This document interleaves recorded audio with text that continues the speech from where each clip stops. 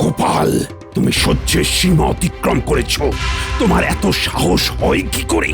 মহারাজ, আপনার অতিরিক্ত স্নেহই গোপালকে দুর্বিনীত করে তুলেছে। সেটাই দেখছি। এতদিন তুমি আমার ভালো মানুষই দেখেছো, এইবার তুমি দেখবে আমি কতটা নির্মম হতে পারি। আমার রাজ্যে কি আনন্দ হচ্ছে, কি বলবো। গোপাল, আমি কাল থেকে তোমাকে এই রাজসভায় দেখতে চাই না। যথা আজ্ঞা মহারাজ। মহারাজ, আমি কি একটা প্রশ্ন করতে পারি? পারো, বলো তোমার কি প্রশ্ন আছে, সেটা করে এই মুহূর্তে আমার সামনে থেকে চলে যাও। হ্যাঁ, আমি আমার উত্তর পেয়ে গেছি মহারাজ। কিন্তু তুমি তো কোনো প্রশ্ন করনি।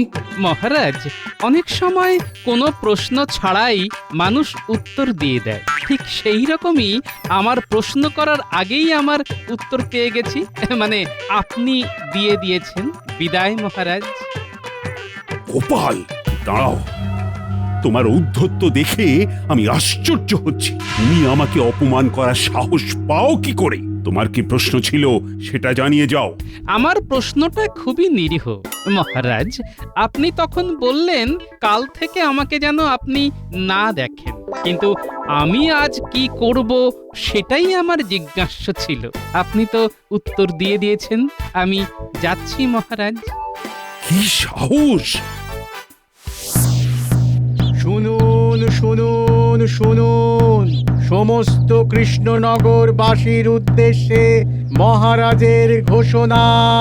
সভাসদ গোপাল রাজসভা থেকে বহিষ্কৃত। মহারাজের সঙ্গে গোপালের কোনো সম্পর্ক নেই। রাজসভা সংক্রান্ত কোনো কাজের সাথে গোপাল আর যুক্ত নয়। শুনুন শুনুন শুনুন। মহারাজ পারলেন। অবশেষে মহারাজ পারলেন। ও, আজ যে কি আনন্দ হচ্ছে না, ভাষায় প্রকাশ করতে পারবো না। ওরে বাবা, সারা কৃষ্ণনগরের হাওয়া কি মধুর, কি শীতল লাগছে। দেখলেন তো মন্ত্রী মশাই, আমার গণনা কি নির্ভুল? দেখলাম। এবার যে কাজটা আমাদের করতে হবে সেটা হলো গোপালকে একেবারে পাত্তারি গুটিয়ে এই কৃষ্ণনগরের সীমানা থেকে দূর করে দিতে হবে। না থাকবে বাঁশ আর না বাজবে বাঁশি। আজ খুব নিশ্চিন্ত লাগছে। গিন্নি, আর এক মুহূর্ত এখানে থাকবো না। ঠিক আছে, তুমি এখানে থাকো, আমি চলে যাই। একা?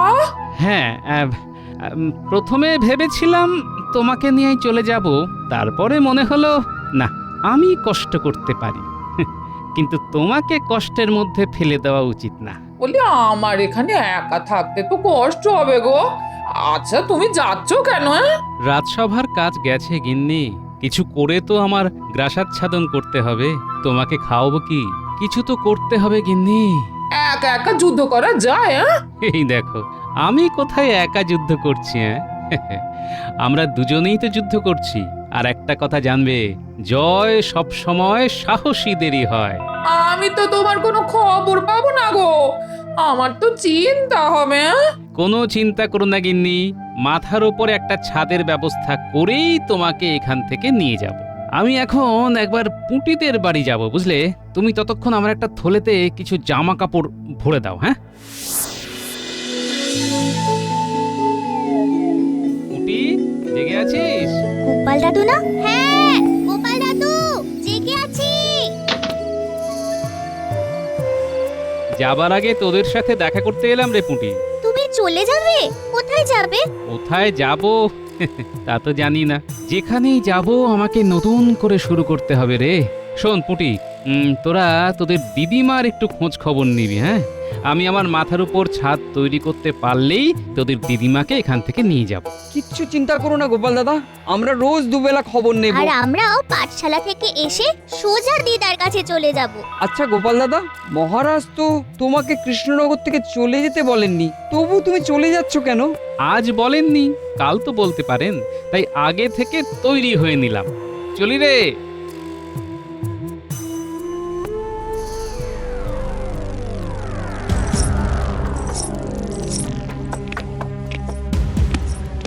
এ কি শুনলাম মহারাজ, আপনি গোপালকে আপনার সভা থেকে বহিষ্কার করেছেন? হ্যাঁ, তুমি ঠিকই শুনেছ। গোপালের অপরাধ? সীমাহীন। নিশ্চয়ই এই গুরুত্বপূর্ণ কাজটি আপনার মন্ত্রী করেছেন। তুমি কি মনে করো আমি আমার মন্ত্রীর কথায় চলি? আমার চোখ নেই, কান নেই, আমি শুনি না, দেখি না? কি হয়েছে তা জানি না মহারাজ, কিন্তু একটা কথা আপনাকে বলে দিলাম, গোপাল এমন কিছু করতে পারে না যার জন্য তাকে সভা থেকে বহিষ্কার করতে হয়। রানী, তুমি অন্ধ ভালোবাসার বশবর্তী হয়ে কথাগুলো বলছো। না, আমার ভালোবাসা অন্ধ নয় মহারাজ। আর আপনাকে একটা কথা জানিয়ে দিই, ঘুমন্ত রাজা আর জঘন্য মন্ত্রী একটা দেশকে শ্মশান করে দেয়। আমি তুমি আমাকে ঘুমন্ত রাজা বললে? হ্যাঁ, আপনি ঘুমন্ত। আপনি আপনার চোখ খুলে ঘুমোচ্ছেন মহারাজ, তাই আপনার ঘুম ভাঙানো আমার পক্ষে সম্ভব নয়। রাজা হিসেবে আমি যা করেছি ঠিক করেছি।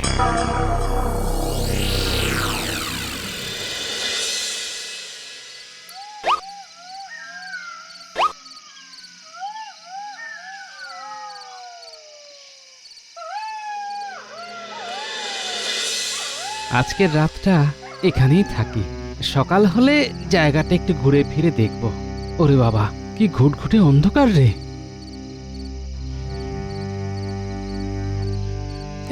এই তো একটা গাছের শুকনো ডাল পেয়েছি।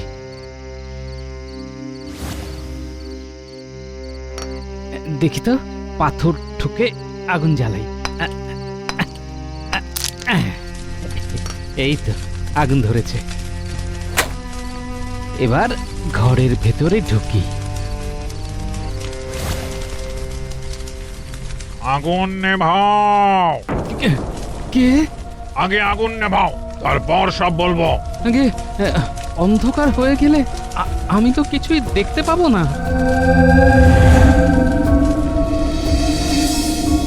এবার বলো, তুমি কে? এখানে কেন এসেছো? আবার মুখে মুখে কথাও বলছো। আপনি যেই হন ওই রকম ধমকাবেন না, বুকটা না ধকধক করছে। একটু একটু মিষ্টি গলায় কথা বলুন না। জানো আমি কে? না বললে জানবো কি করে? আমি অন্ধকারে আপনাকে দেখতে পাচ্ছি না, না দেখলে আপনাকে জানবো কি করে? হ্যাঁ, এটা আমার চোখ। আমি যদি তোমাকে সম্পূর্ণ দেখা দিই তাহলে তুমি জ্ঞান হারাবে। শোনো, আমি হলাম ভূত শ্রেষ্ঠ ব্রহ্মদৈত্য। ওরে বাবা! বিনা অনুমতিতে আমার ঘরে ঢুকেছ কেন? কার কাছে অনুমতি নেব? ঘরের বাইরে তো কেউ ছিল না। কেউ যদি থাকতো তবে নিশ্চয়ই অনুমতি নিয়েই ঢুকতাম। ঠিক বলেছ, কিন্তু তবুও ভুল তো ভুলই, কি বল? তাই শাস্তি তোমায় পেতেই হবে। শাস্তি? কি শাস্তি? না, তোমার ঘাড় মটকাবো না, তোমার কোনো ক্ষতি করব না, তোমাকে একটা কাজ দেব। এই কাজটা করতে পারলে ভালো, আর না পারলে আর না পারলে আজীবন আমার গোলামি করতে হবে। আর করতে পারলে মুক্তি। হ্যাঁ, সারা জীবন ভূতের গোলামি করতে হবে? তাহলে তোর বউটার মুখ দেখা হলো না। হায় হায় হায় হায় হায়। কি ভাবছো? ভাবাভাবি সব বাদ দিয়ে কি করতে হবে শোনো। বলুন। আমার বাড়ির লাগোয়া এই যে জমি, এই জমিতে 1 বছরের মধ্যে ফসল ফলাতে হবে। যদি ফসল ফলাতে পারো তবে জমি তোমার, ফসলও তোমার। আর যদি না পারো তবে আজীবন গোলামি। আর ভয় পাওয়া যাবে না। এবার চোখে চোখ রেখে কথা বলতে হবে, যা হয় হবে। মহামহিম, একটা কথা, এতদিনে কেউ কি আপনার কাছে আসেনি? মানে আজ কি আমি একাই আপনার কাছে এলাম নাকি? হ্যাঁ, অনেকেই এসেছে, কিন্তু আমাকে দেখে তারা আর কেউ বাঁচেনি। শোনো, তুমি একমাত্র আমার সামনে এখনো দাঁড়িয়ে আছো। তোমার সাহস আছে, যাও রাতটা বিশ্রাম নাও, তারপর কাল সকাল থেকে কাজে লেগে পড়ো। ঠিক আছে মহামহিম।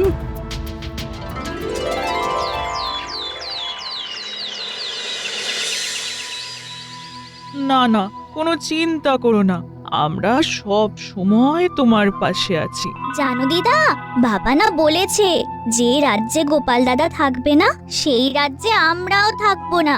আচ্ছা দিদা, গোপাল দাদা এখন কি করছে বলো তো? কে জানে কোথায় রাত কাটালো, কোথাও থিতু হতে পারলো কিনা, কে জানে।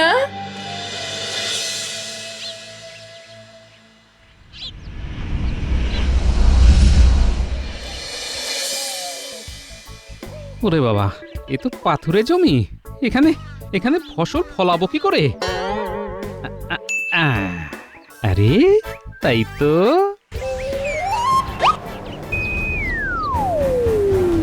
খুব কঠিন কাজ, তাই তো? পারবে না তো? তাহলে চলো, আমার গোলামি করা শুরু করে দাও। না না না, সব ঠিক আছে। এটা কোনো কাজই নয়। আজ নয় মানে এই পাথরের জমিতে তুমি ফসল ফলাবে?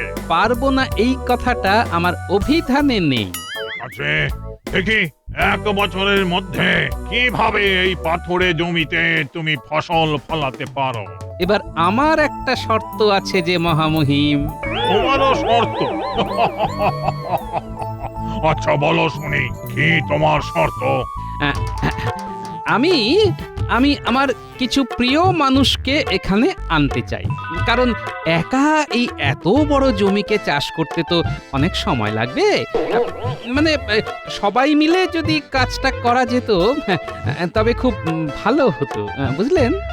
তোমার শর্ত মানতেই পারি, কিন্তু তুমি পালাবার চেষ্টা করো না।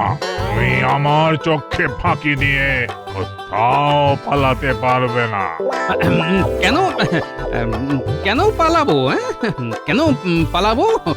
গোপাল ভাঁড় কখনো পালিয়ে বাঁচে না। হ্যাঁ, যার আছে বুদ্ধি তার হবেই হবে সিদ্ধি। হ্যাঁ, ঠিক আছে, তুমি যাও। ধন্যবাদ। বিজ্ঞানী, ও বিজ্ঞানী, ঘুমিয়ে পড়লে নাকি? আরে গোপালের গলা না? গোপাল, জেগে আছি, ভেতরে এসো।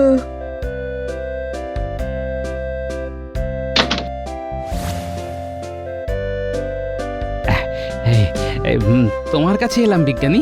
বলো, তোমার জন্য আমি কি করতে পারি? শোনো না, তুমি তুমি পাথুরে জমির ওপর ফসল ফলানোর কোনো উপায় বার করতে পারো? পারি মানে? দাঁড়াও, তোমায় দেখাচ্ছি।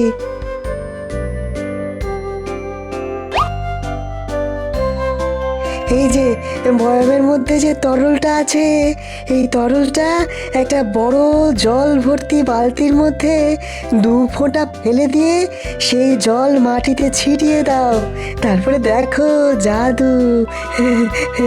ও আচ্ছা, এটা আমি নিতে পারি বিজ্ঞানী? তোমাকে আমার কিছুই অদেয় নেই গোপাল।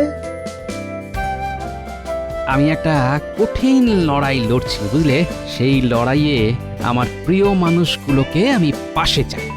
আমি তোমার পাশে আছি গোপাল। তাহলে কাল সকালে আমরা যাব সেই লড়াইয়ের জায়গায়। বাহ, চলো, নতুন জায়গায় আমরা নতুন ভাবে শুরু করব।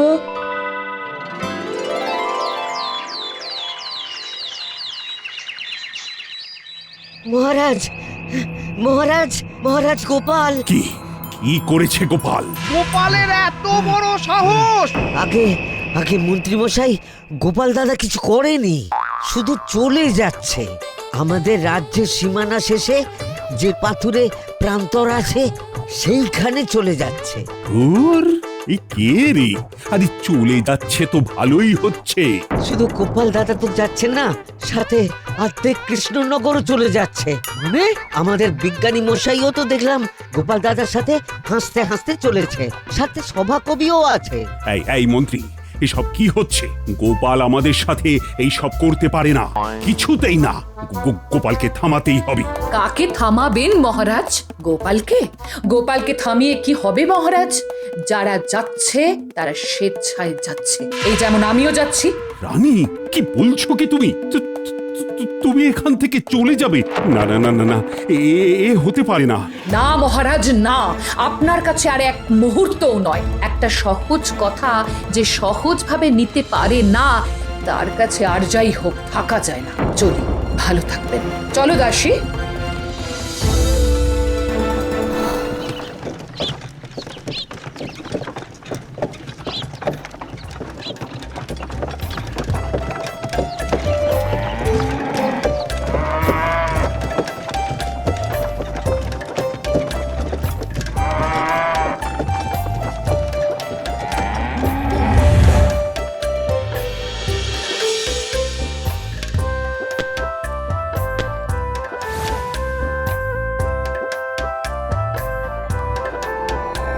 ও মা, অনেক বড় মাঠ। ও কি আনন্দ হচ্ছে! এখানে কিন্তু খুব খেলা যাবে। তোমাদের তো দেখছি খুব সাহস। ও মা গো, এটা কে? আমি ব্রহ্মদৈত্য। এখানে তোমাদের কে এনেছে? আমাদের গোপাল দাদু। তোমাদের গোপাল দাদু আর কি বলেছে? বলেছে আমরা সবাই একটা নতুন জায়গায় থাকবো। আমাদের রাজ্যের রাজা কৃষ্ণচন্দ্র রায় গোপাল দাদুকে তার রাজ্য থেকে তাড়িয়ে দিয়েছেন। তার মানে তোমাদের গোপাল দাদু দোষ কিছু নিশ্চয় করেছে। আমাদের গোপাল দাদু কোনো অন্যায় করেন না। মহারাজ ভালো না বাসলে কি হবে? আমাদের রাজ্যের রানীমা আমাদের গোপাল দাদুকে খুব ভালোবাসেন। তিনি তো আমাদের সাথে এখানে এসেছেন। রাজসভার বিজ্ঞানী আর ওই সভাকবি তারাও গোপাল দাদার সাথে এখানে। তারা সবাই বলেছে আমরা সবাই মিলে এই জায়গাটাকে তৈরি করব। সবাই মিলে জায়গাটা তৈরি করবে? এই পাথুরে জমিতে ফসল ফলাবে? পারবে করতে? দেখা যাক।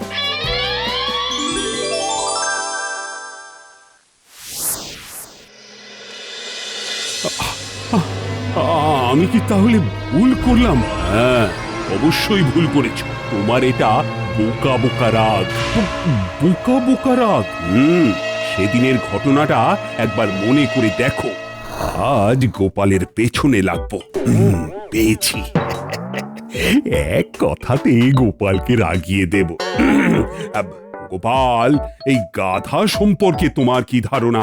কেন মহারাজ, হঠাৎ সবকিছু ছেড়ে এই গাধা নিয়ে আলোচনা করার অর্থ? তুমি আমার সামনে এসে দাঁড়াও, বলছি। এবার বলুন মহারাজ। আচ্ছা গোপাল, আমি কি আমার সামনে একটি গাধাকে দেখছি?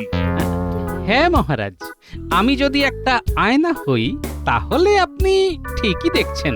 মহারাজ, গোপাল আপনাকে উল্টে গাধা বললো। ছি গোপাল, ছি! তুমি তুমি পারলে? মহারাজ গাধা? হ্যাঁ, আমি মহারাজকে গাধা বলবো? আরে, আপনি কি পাগল হলেন? মহারাজ আমাকে একটা প্রশ্ন করেছেন, আমি তার উত্তরটা একটু রসিকতা করে দিয়েছি। মহারাজ তো এই ধরনের উত্তরে মজা পান। তুমি আমাকে কায়দা করে গাধা বলে দিলে, আর আমি এই কথাতে মজা পাবো? না না, আমি আপনাকে গাধা বলিনি মহারাজ। সত্যি বড় ভুল হয়ে গেছে।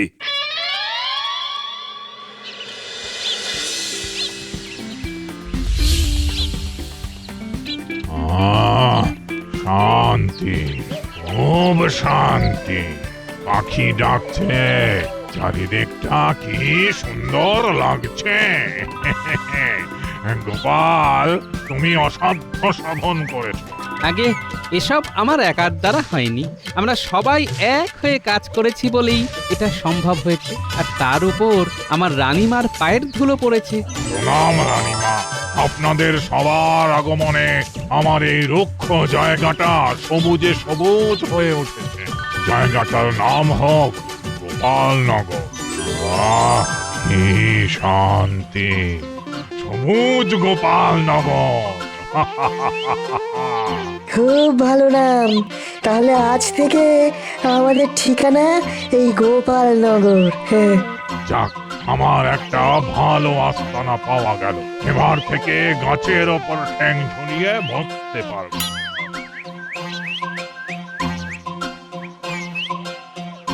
গোপাল, আমি আর মন্ত্রী তোমার কাছে ক্ষমা চাইতে এসেছি। তুমি তুমি কৃষ্ণনগর ফিরে চলো। ভালো লাগছে না গোপাল, তুমি নেই, বিজ্ঞানী নেই, সভাকবি নেই, যেখানে দেখছি শুধু ফাঁকা। তুমি চলো গোপাল, তুমি না গেলে কার সাথে ঝগড়া করব বলো তো? এখন তো আর আমার পক্ষে এই গোপালনগর ছেড়ে কোথাও যাওয়া সম্ভব নয়। তার মানে তুমি আর যাবে না? গোপাল, এই সমস্যার একটা সমাধান আমি করে দিই। ঠিক আছে রানীমা। গোপাল, তুমি প্রথম 6 মাস এই গোপালনগরে কাটাবে, আর পরের 6 মাস তুমি কৃষ্ণনগরে। রাজি? রাজি। জয় গোপালের জয়, জয় গোপালের জয়।